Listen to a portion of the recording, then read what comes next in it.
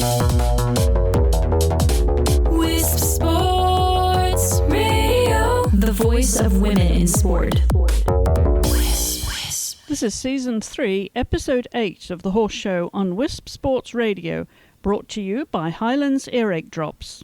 Have you been diagnosed with an earache by a physician? For natural relief due to earache pain, fever, irritability, and sleeplessness, try Highlands Homeopathic Earache Drops and Tablets. Highlands has been trusted for generations to provide safe, effective homeopathic medicines for all members of the family. There's no alcohol and no sting. You can get back to doing what you love. Go to highlands.com/ear-pain to find a retailer near you. That's highlands.com/ear-pain. Claims are based on traditional homeopathic practice, not accepted medical evidence. Not FDA evaluated. Read and follow label directions.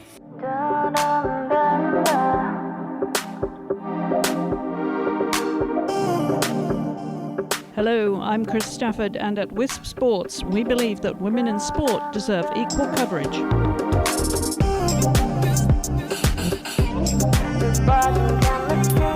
The Horse Show brings you exclusive interviews with leading riders and trainers around the world.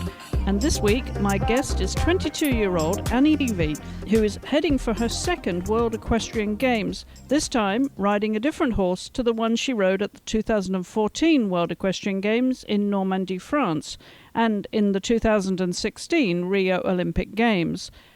Royal Dark Chocolate, or Coco as she is known to her friends, is turning out to be an ideal partner for the Florida-based rider who's been trained by former Team USA rider Heather Blitz for the past 5 years. 4 years on from her team debut at the World Games, and she is more mentally prepared and physically stronger. Annie cross-trains in the gym 4 times a week, which includes boxing, and she admits that she loves to punch. She also runs 3 miles and rides a few horses every day. A student at Lynn University, Annie is currently studying political science.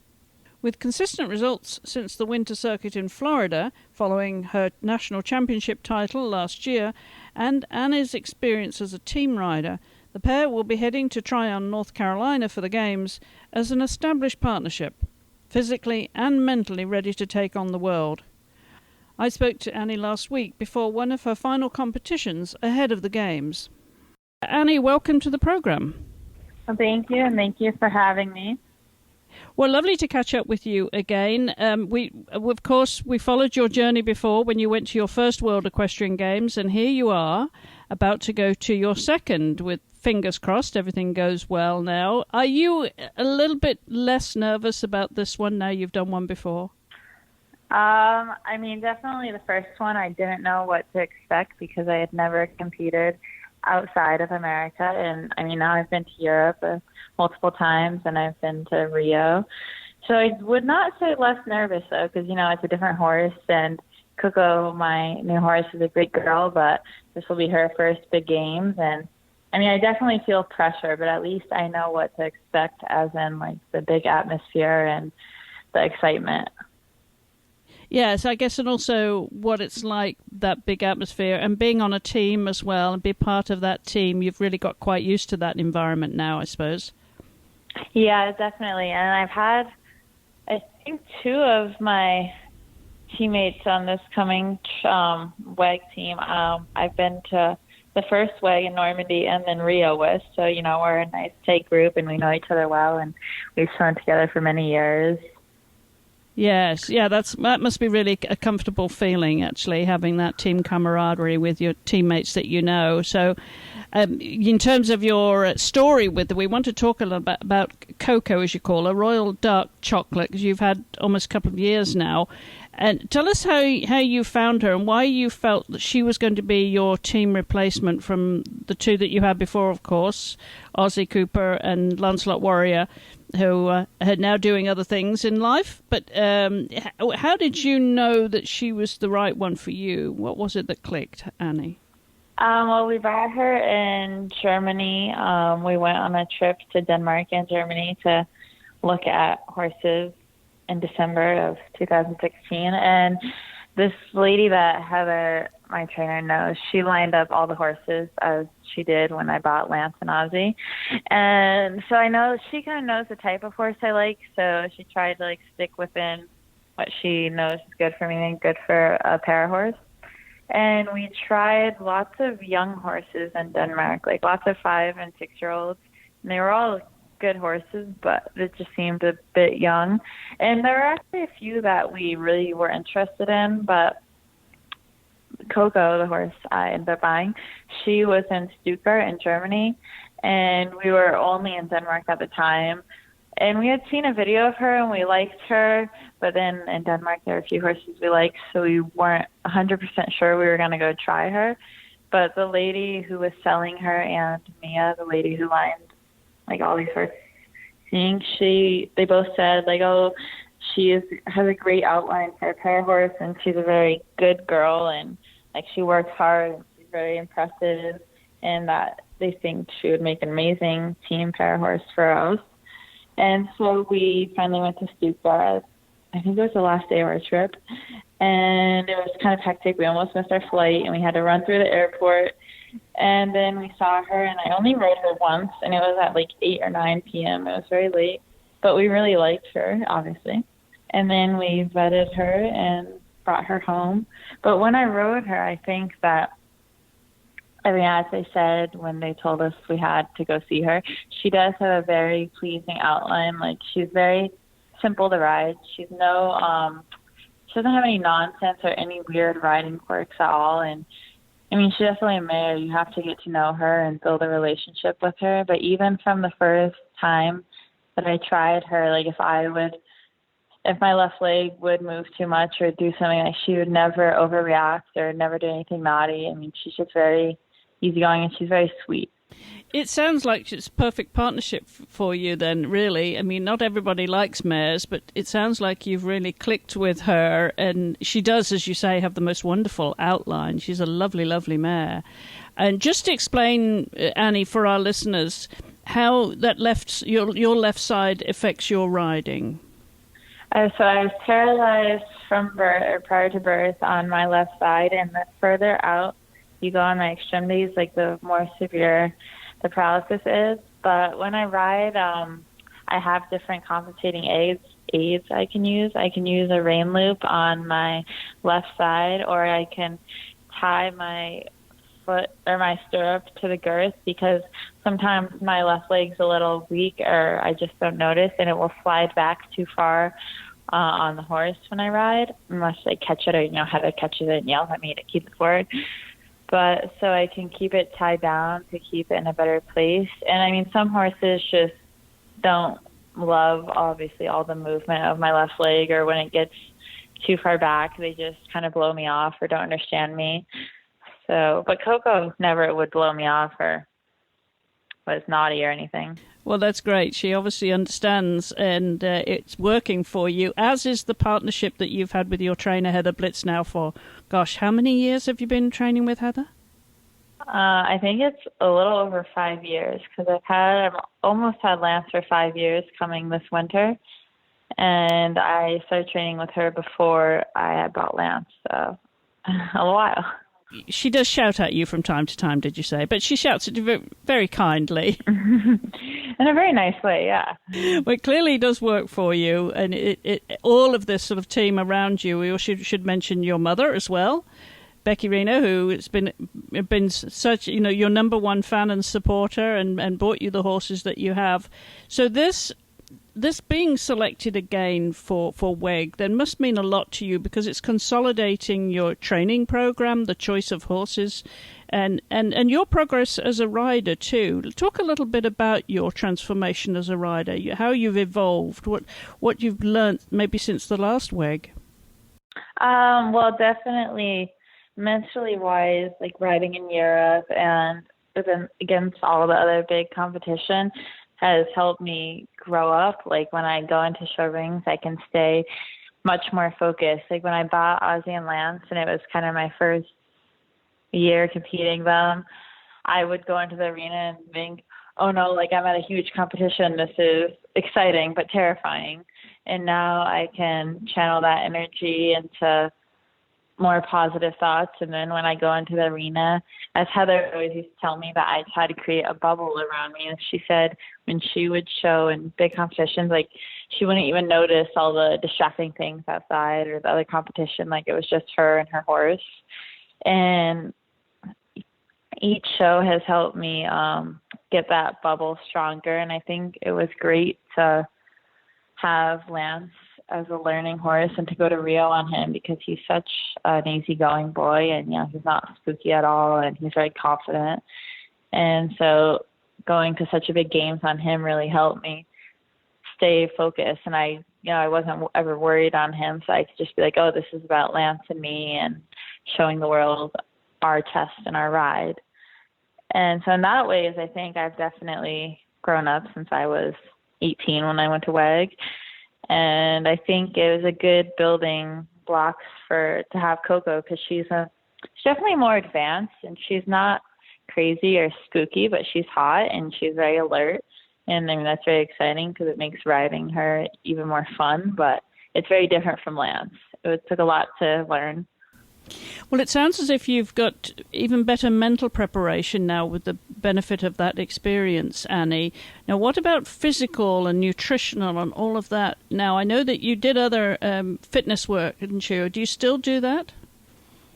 Yes. Well, I mean, physically, I'd say in riding, with obviously tons of Heather's help and just more experiences. And even when between having Coco and finishing the games on Lance, Heather let me ride a few of her horses a couple times, and that was a great learning experience, being on a different horse and a more advanced horse. So riding-wise, I would think I've grown up, but yes, I also work out. I run a lot, and I go to boxing class for cross-training. I love boxing. Wow, boxing! That's awesome. Yes, it's very fun. What do you love about doing that? Well, I think, like riding is it's very meticulous and very focused. And I mean, I love riding and I love riding Coco, but obviously, especially leading up to games, it can be stressful. And then when I go to boxing class, because I go like 4 times a week and I box one-on-one with a trainer, it's not, it's kind of just like not just getting energy out, but, I'm punching his pads. So it's a lot of like releasing and it's tiring. I'm always dead by the bit, but it's just so the opposite of riding. It's kind of a nice change. Yeah, I would imagine complete opposite. And how long do you spar for then? Well, my sessions are typically 30 minutes, but I mean, we do strength training too, so it's like a cross between boxing and strength. So some days I'll just do boxing, and then some days I'll just do strength, and some days I'll do like a combination. But I don't like to be punched. I only like to punch. You only like to punch. Okay, I'm not going to mess with you when I see you again, Annie. Now, what about the running? You said you're running. How often and how far do you run then typically in a week? I run I try to run 5 days a week, depending on how my foot. I get a lot of foot problems on my left side, but I typically run 3 or 3.5 miles, and I don't really enjoy that at all. I like boxing. Wow. So who's your running partner? Have you got Heather out there on the running with you? No, I run by myself. Well, it sounds like you're going to be super fit. How is this helping your riding then, to have those complete opposites of training, from running to boxing? How is this helping, have you found, physically? I mean, I definitely am a lot stronger than when I went into my first WEG in Normandy. I mean, I worked out, but probably not as intense, because the running is great for cardio, because Coco, she's fun to ride. She's very tiring to ride. She's a lot of work. And so physically, I mean, my abs are much more engaged and my arms are a lot stronger. And I just feel much more plugged into her and with her when I keep up my physical training. Well, it sounds like you've got a really strict regime going.